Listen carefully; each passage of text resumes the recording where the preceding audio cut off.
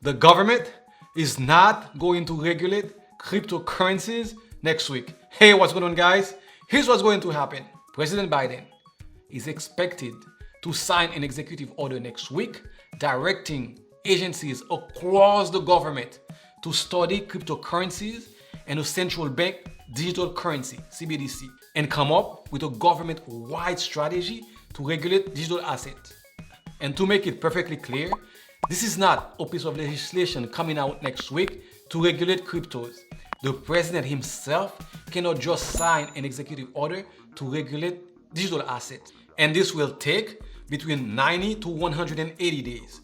I'll be shocked if we get anything back before the 180 days. Remember, we're talking about the government. And that's what we're expecting coming from the White House next week when it comes to cryptos, according to people with knowledge with what's going on.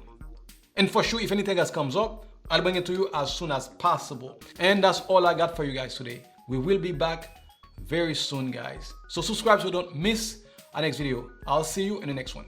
Thanks.